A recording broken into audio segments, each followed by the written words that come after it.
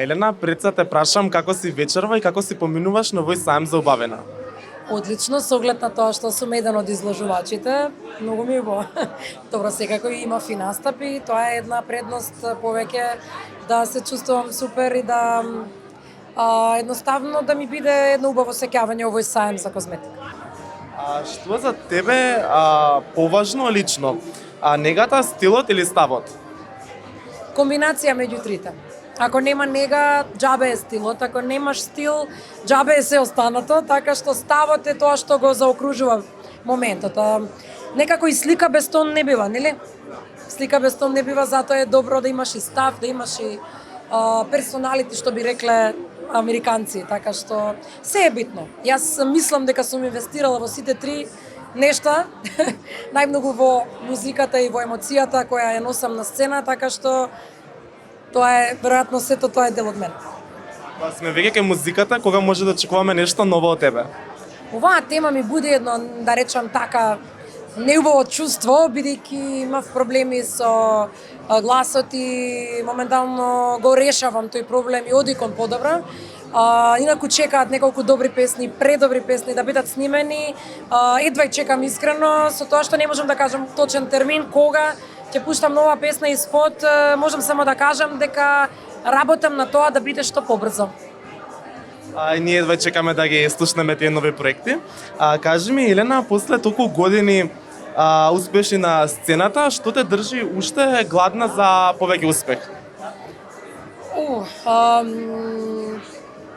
Да бидам искрена, многу често паѓа предизвикот кога е во прашање нашата музичка сцена и многу често немам предизвик да творам нешто посебно и поразлично и се, меѓутоа секогаш наоѓам некаков мотив, некаков предизвик и секогаш се трудам заради тоа што публиката е таа која што не ми дозволува да се повлечам и откажам. Значи публиката е најголемиот мотив за мене да бидам дел од оваа сцена веќе 20 и колку, 3-4 години сигурно.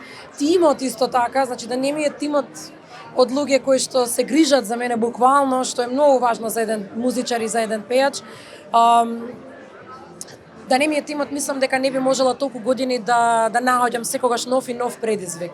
Така што комбинација од сето тоа. Тимската работа секако е клучна на секаде. Кажи ми, Елена, дали убавината низ кариерата ти помогнала или ти одмогнала? И едното и другото.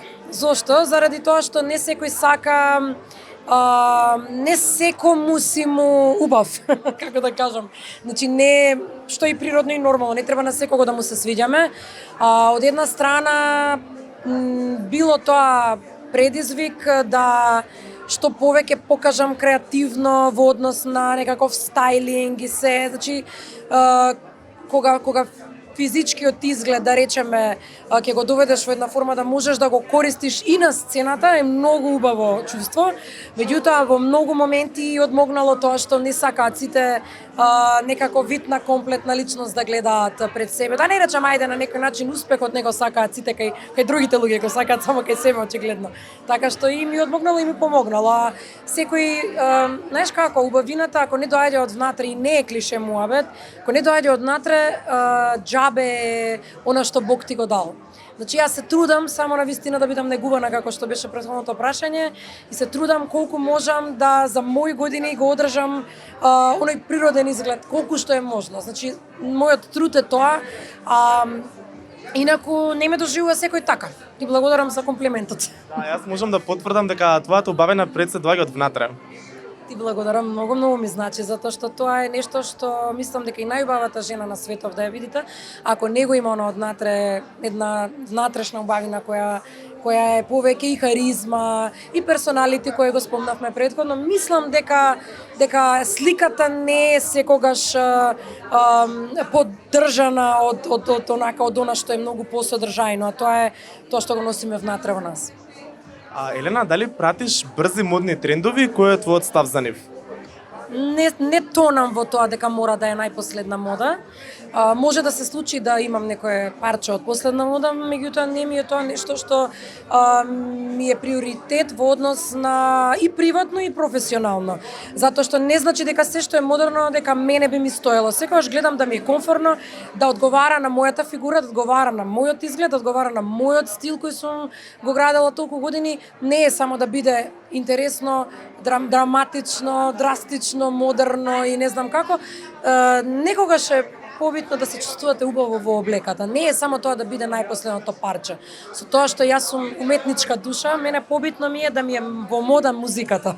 Значи да сум во чекор со времето. Не смеам да застанам како што сум правила музика пред 15-20 години, да застанам тогаш. Треба да бидам во чекор со времето. Секогаш ја црпам модата во музиката од надвор, од странство. Никогаш не се фокусирам чекај комфорт зона да направам нешто што сум го направила претходно. По цена и да не им се допадне, не ми е гајле, искрено, само ми е битно да биде музиката up to date, бидејќи нови времиња, нови вкусови, нова стил, и тоа е нешто што треба тоа да ни е предизвикот на сите. Модата, не сум манекенка, не сум креатор за да бидам, нели, да ми е тоа од суштинска важност.